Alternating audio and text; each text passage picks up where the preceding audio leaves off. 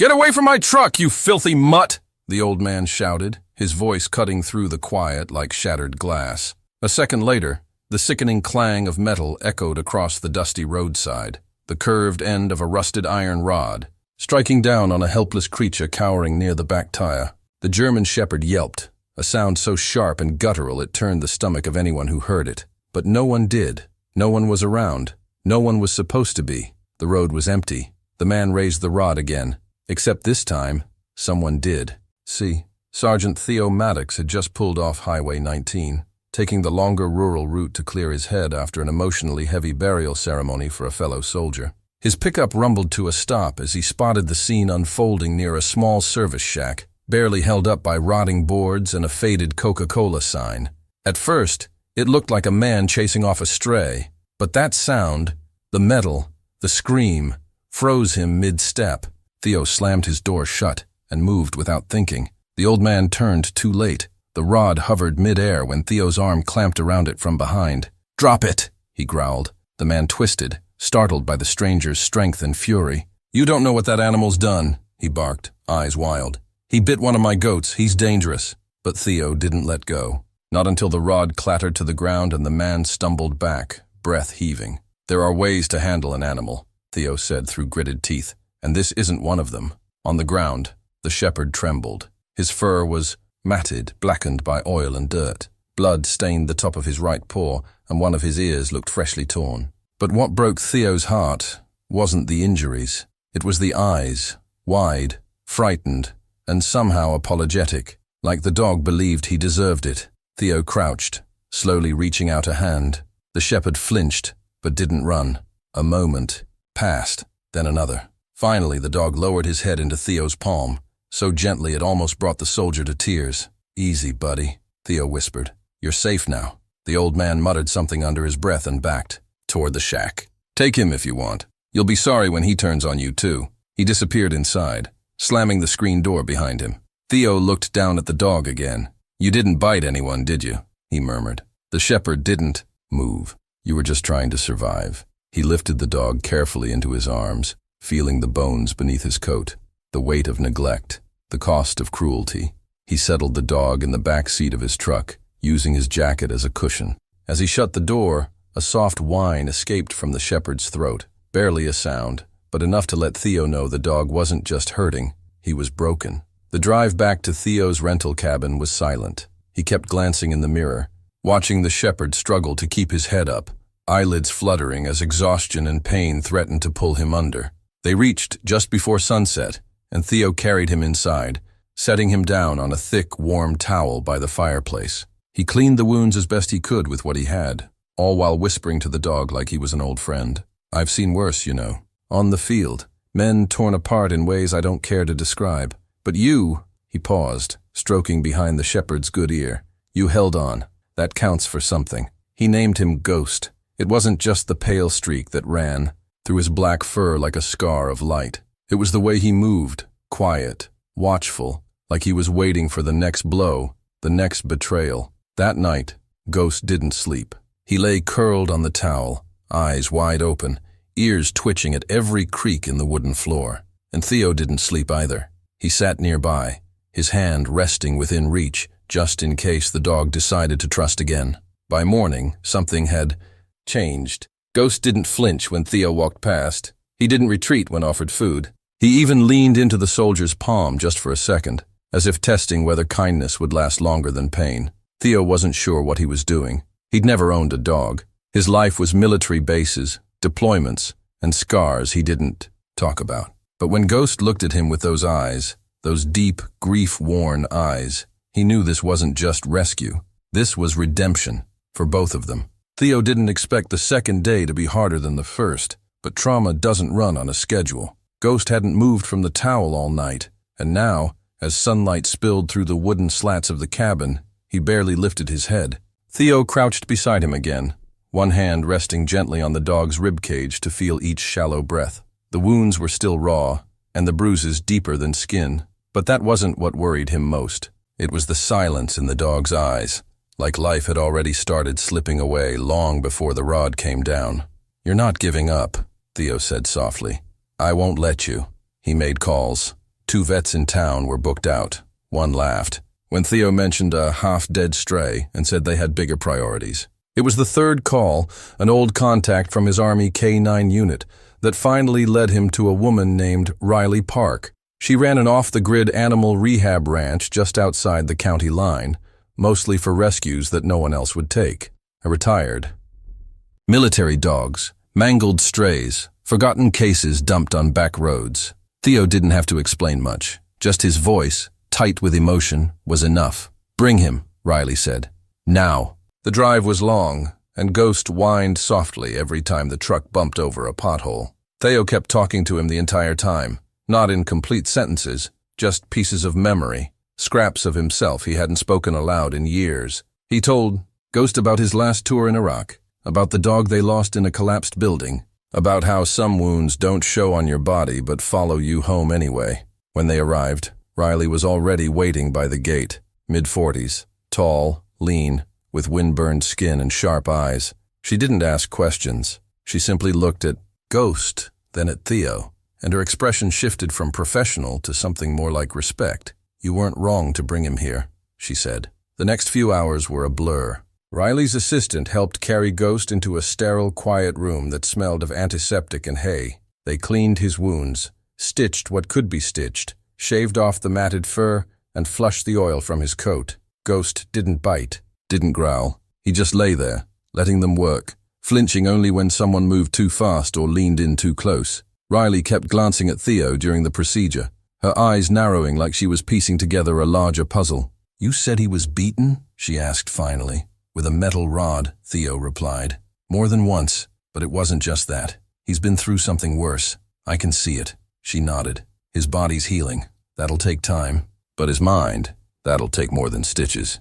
That night, Theo stayed in the guest bunk at the back of Riley's ranch. He didn't want to leave. Not yet. Ghost was sedated, bandaged, and resting under heat lamps. But Theo couldn't sleep knowing the dog was alone. He stood by the pen for hours, watching the gentle rise and fall of Ghost's chest. Somewhere around 3 a.m., the dog stirred. He opened one eye and tried to lift his head, but it was too heavy. "I'm still here, Ghost," Theo whispered. "You made it through the worst. Just hang on." The next day brought the first sign of change. When Theo entered the room, Ghost's eyes followed him, not with fear, but recognition, the kind that lingers when someone saves your life. Riley noticed it too. "He's already attached," she said. "Most dogs in his state, they shut down, but he's watching you. That means something." Theo didn't answer. His throat felt tight. For the next few days, Theo fell into a rhythm. Mornings began with feeding, cleaning, and checking Ghost's progress. Evenings were quiet, spent sitting beside the pen, reading aloud from a beat-up copy of The Things They Carried. It wasn't for Ghost, not really. It was for Theo. But the dog listened anyway, blinking slowly, as if letting the soldier know he wasn't alone in remembering. Then, on the 5th morning, something shifted. Theo had just placed a bowl of food on the floor and turned to fetch the water canister when he heard movement behind him. He froze. Ghost was on his feet, shaky, legs trembling, but standing. Theo didn't move, didn't speak. He just turned and watched as Ghost took one slow, painful step forward, then another, until he was close enough to nuzzle his head against Theo's boot. That simple gesture unraveled everything.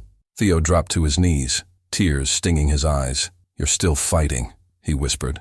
"You're still here." Ghost let out a quiet huff and pressed his head into Theo's chest, not out of fear, not for protection, but because for the first time in a very long time, he felt safe. And Theo? He hadn't felt needed like this in years, but neither of them knew. This story wasn't over. A storm was coming, and the man who beat Ghost wasn't done with him yet, not even close. The wind picked up that morning, a cold front crawling in, from the hills like a silent warning. Riley stood outside the barn with her arms crossed, watching the sky shift from gold to gray. Something about the stillness didn't sit right with her. Inside, Ghost was recovering faster than any of them had predicted. The bruising had faded, the stitches were healing, and he was walking, not confidently, not yet, but walking. What hadn't faded was the way he clung to Theo. Every time Theo left the room, even for a few minutes, Ghost would whimper low in his throat, as if afraid the man who saved him would disappear too. Riley had seen this before, battle-bonded trauma, the kind soldiers and K9s carry long after war ends. But there was something deeper between these two. It wasn't just shared pain. It was as if fate had placed them together to heal each other.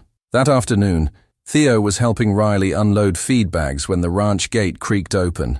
No vehicle, no footsteps, just the wind and that eerie groan of rusted hinges. Riley's brow furrowed. She stepped off the porch, scanning the perimeter. Theo instinctively followed. Then they saw him. Standing just beyond the fence, half hidden behind a dying mesquite tree, was the old man, hunched, coat torn, eyes burning with the same venom Riley had seen in men who liked power more than peace. He didn't say a word, didn't need to. His presence alone twisted the air like smoke. Theo moved fast, stepping in front of Riley, his voice sharp and low. "Get off the property." The old man smiled, slow and sour. "Didn't realize rescuing dogs made you a landowner now." Riley reached for her phone, but Theo's hand stopped her. "I've got this." The old man took a step forward. "That mutt's mine. You stole him."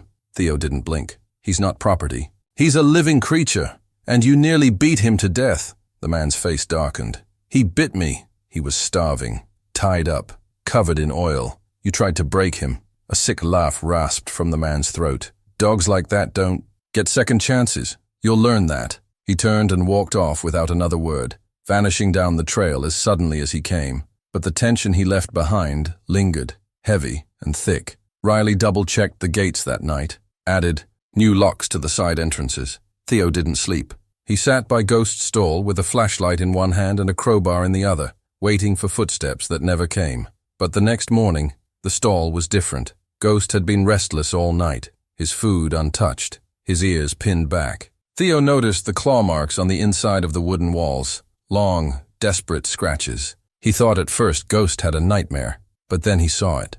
A torn piece of burlap, oil-stained, stuffed through the slats in the wall like a cruel reminder. Riley found it too.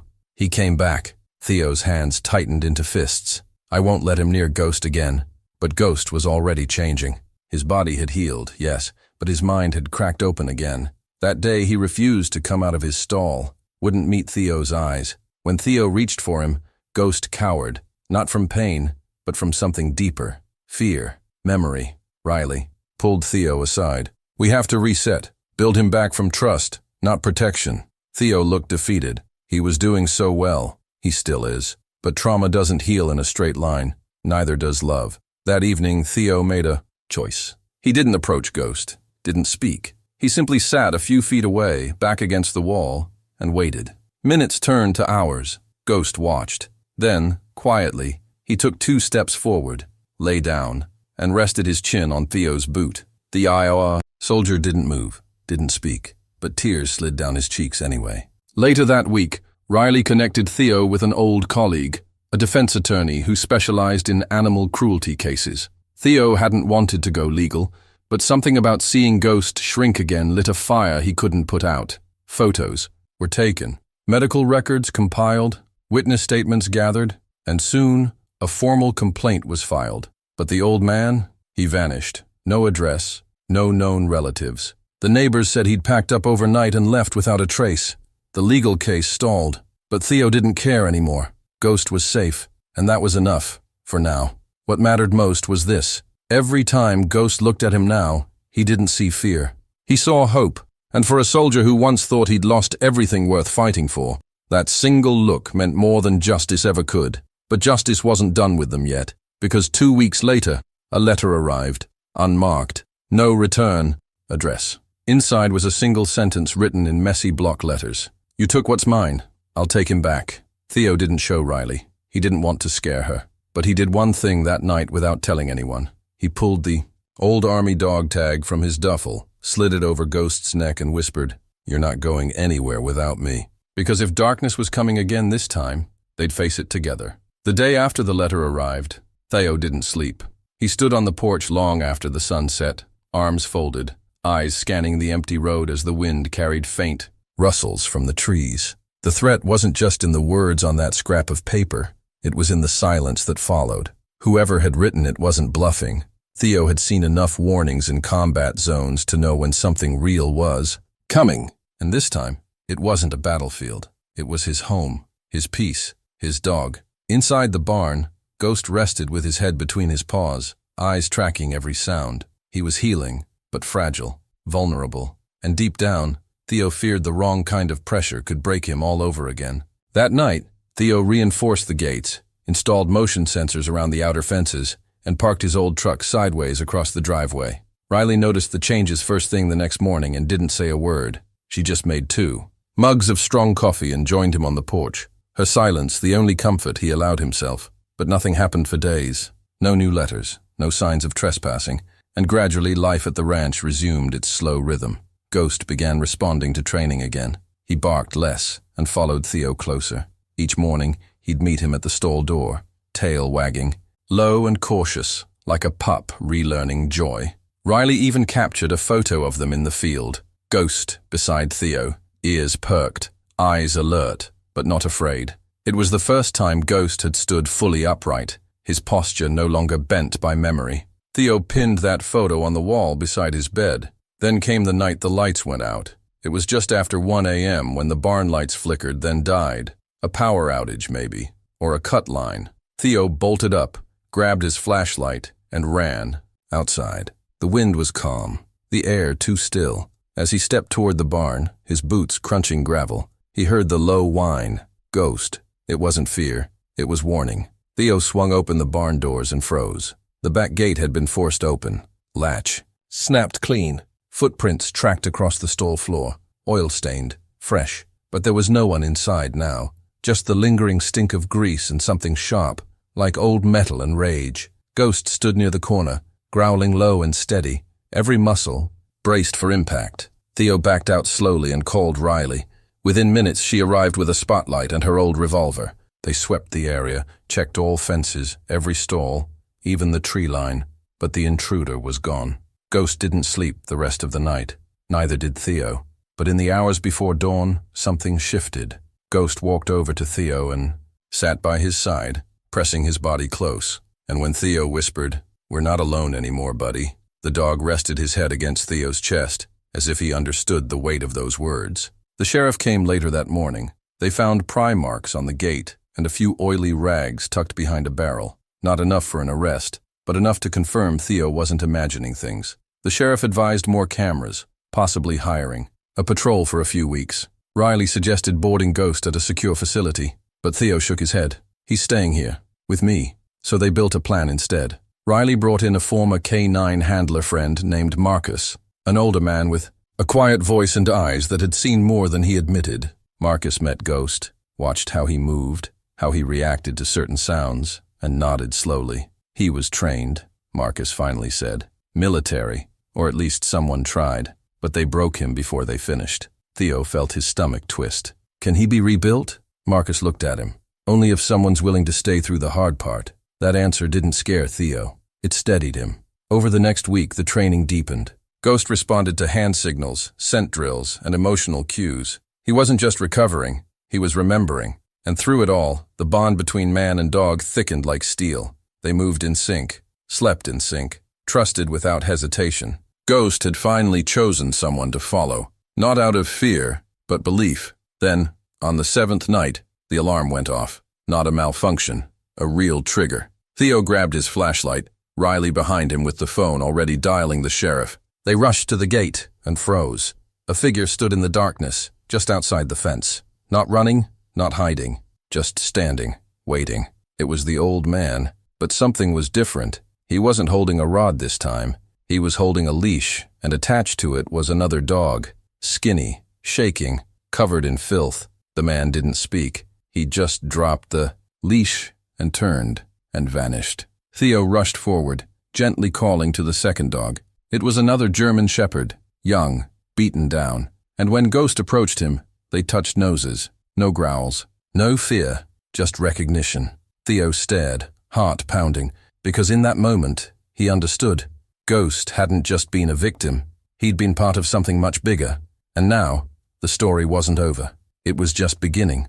Theo didn't sleep that night. The image of that second dog, frail, silent, broken, wouldn't leave his mind. It was like watching Ghost's past step out from the shadows in living form. The young shepherd lay curled in the corner of the barn now, his ribs showing through, greasy fur, trembling with every sudden noise.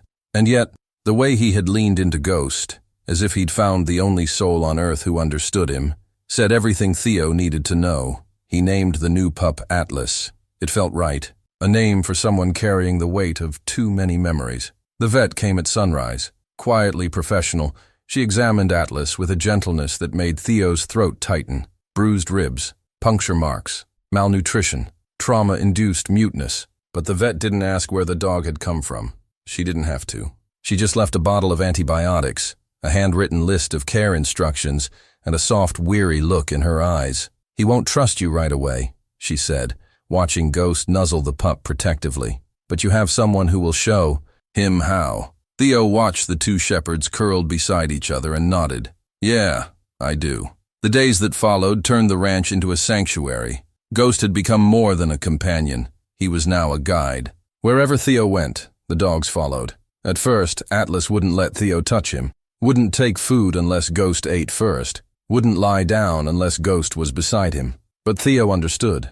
Trust couldn't be forced. It had to be earned, and he was willing to wait. Riley came by more often now, helping with feedings and installing new motion sensors around the barn and house. She never brought up the old man, never asked what it meant, that he had returned only to drop off another wounded soul. But Theo knew she was thinking it. So was he. Was it guilt? Was it surrender? Or was it something darker, like the final move in a cruel game he no longer had the stomach to finish? One evening, while Riley watered the garden and the sun dipped, below the horizon, Atlas approached Theo on his own for the first time. He didn't make a sound, just sat down beside him in the grass, slow and unsure. Theo didn't reach out. He just sat still, heart steady, letting the silence say what words never could.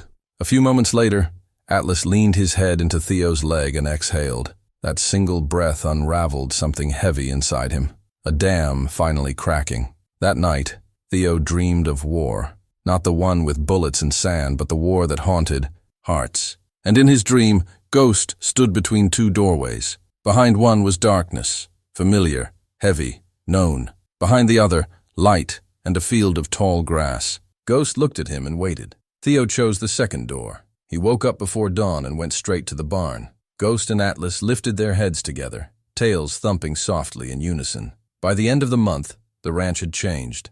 Atlas could now run, eat without fear, walk with his head higher. The first time he barked, it startled them all, rough and uncertain, but proud. And when the sheriff stopped by to check on things, he noticed. "You've built a whole team here," he said, gesturing toward the two shepherds sitting side by side. "You ever think about putting them to work?" Theo raised an eyebrow. "Not police," the sheriff clarified, chuckling.